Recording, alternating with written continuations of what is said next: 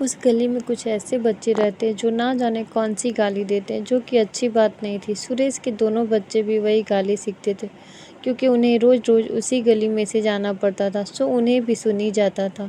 इस बात की चिंता सुरेश की पत्नी को हमेशा रहती थी। क्या किया जाए बच्चे के लिए? ये सब अच्छा नहीं है। जब भी सुरेश घर आता तो उसकी पत्नी ने सुरेश से कहा, सुनिए जी, हाँ बोलो, क्या बात है? हमारे बच्चे कुछ ठीक नहीं चल रहे। सुरेश ने कहा कि क्या बात है जो तुम ऐसा कह रही हो? कुछ नहीं जी, वो बच्चे ठीक नहीं चल रहे। अगर ऐसा ही चलता रहा तो ना जाने आगे चलकर क्या बनेंगे। कुछ पता है तुमको?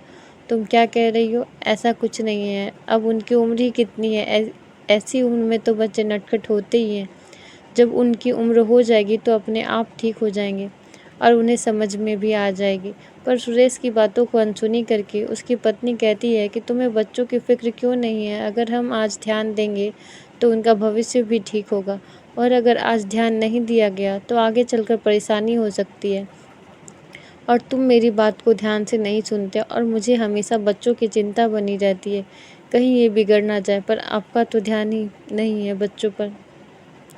सुरेश, हुआ क्या है ये बताओ, जो इतना जोर दिया जा रहा है? क्या आपको पता है कि जब दोनों बच्चे घर आते हैं तो बड़ी शरारत करते हैं, छुट्टी होने पर आने में देर लग करते हैं, कभी आते आते गलियों में खेलने लग जाते हैं और रिक्शे वाले के पीछे दौड़ते हैं और दुकानदार से भी कुछ भी सामान उधार ले लेते हैं, और ये दुकानदार भी उन्हें कुछ भी दे देता है क्योंकि उसे तो अपनी दुकान चलानी है, सो वो उन्हें सामान देता है। और गली में एक बुढ़िया जो बेकार से फल बेचती है वो भी उन्हें बेच देती है। अब शरारतें बढ़ती ही जा रही है। दोनों बच्चों पर ध्यान देना भी बहुत ही ज़रूरी है, इसलिए कह रही हूँ कि उन पर ध्यान दो। सुरेश ने सब सुना और कहा कि देखते हैं, और कहना कहा कर सो गया। सुरेश सुरेश एक दफ्तर में काम करता है और रोज़ सुबह जाकर शाम को ही घर वापस आता है, और साथ ही सुरेश ट्यूशन भी पढ़ाता है और दोनों का गुजारा चल ही जाता है। एक रात को सुरेश को आते आते देर हो गई। पत्नी भी इंतज़ार कर रही थी। सुरेश ने दरवाज़ा पर दस्तक दी। पत्नी ने दरवाज़ा खोला। आज इतनी देर कैसे हो गई? सुरेश का मूड आज खराब था। सुरेश जिन बच्चों को ट्यूशन पढ़ाता था उनमें से आज 2 बच्चों ने ट्यूशन छोड़ दिया था, और तंगी तो थी ही, ऊपर से 2 बच्चों ने भी ट्यूशन छोड़ दिया। सुरेश ने कहा कि इस ट्यूशन से बड़ी आमदनी आती थी, अब वो भी नहीं रही, ऊपर से काम भी ठीक नहीं चल रहा है, जो कि बेफिक्र होकर रहा जाए। क्या करे, कुछ समझ में नहीं आता है। पत्नी ने कहा कि चलो मुंह हाथ धो लो, मैं खाने का इंतजाम करती हूँ। आओ, खाना लग गया। दोनों ने खाना खाया और सुरेश कुछ देर टहलने के लिए छत पर चला गया। रात को वो हल्की हल्की हवा चल रही थी। ये शांत मौसम सुरेश को अच्छा फील हो रहा था, मानो वो सब कुछ भूल गया हो। कुछ देर बाद पत्नी आई और बोली कि सोना नहीं है। आज सुरेश को कुछ याद आया और बोला कि मेरा दोस्त आज मुझे मिला था, आज ही इसी शहर में आया है, बैंक में काम करता है, उसे किराए पर रहने के लिए मकान चाहिए। क्या तुम्हारी नज़र में कोई किराए पर मकान है? हाँ, शायद सामने वाला मकान खाली है और वो किराए पर दे भी देंगे। सुरेश ने कहा कि तुम बात करो और मुझे बताओ। हाँ ठीक है, पर वो उस मकान में रह लेंगे? आपने कहा कि वो बैंक में काम करते हैं, तो इस छोटे मकान में कैसे रहेंगे? नहीं, मेरा दोस्त बहुत ही सज्जन है और ज़्यादा बात भी पसंद नहीं करता है, इसलिए उसे किसी को भी ज़्यादा परेशानी नहीं होगी, और परिवार भी ज़्यादा बड़ा नहीं है, वो आराम से रह लेंगे। तुम बात करके बताओ। पत्नी के सामने सुरेश ने कुछ ज़्यादा ही तारीफ कर दी अपने दोस्त की। यार, तनख्वाह मिलती है, बड़े आराम से रहता है। इस पर पत्नी ने जवाब में कहा कि कोई ज़रूरत नहीं है उसे यहाँ पर मकान दिलाने की। आप में और उसमें बहुत ही ज़्यादा फ़र्क है। वो अपने काम में आपसे ऊपर है और आप उससे कभी भी मिलान नहीं कर पाओगे।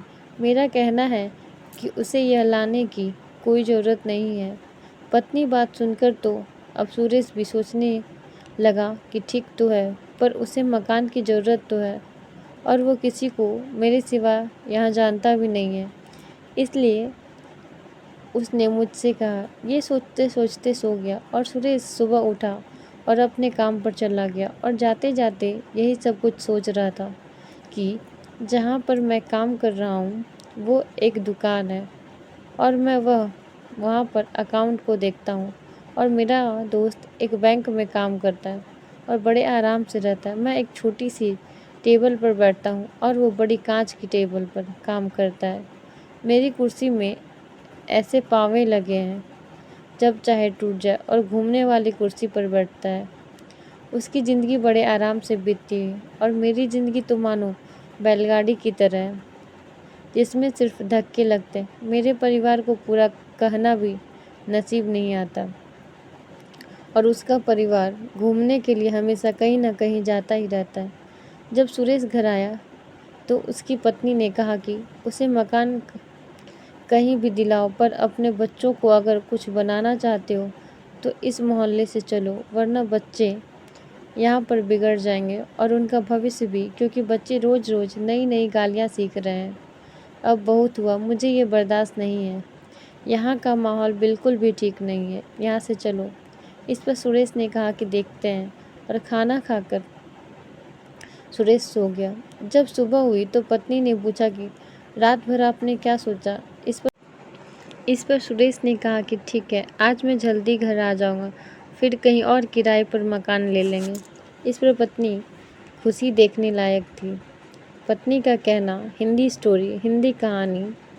अगर आपको यह कहानी पसंद आई हो तो आप इन्हें शेयर कर सकते हैं और कमेंट में हमें बताएं कि आपको यह कहानी कैसी लगी।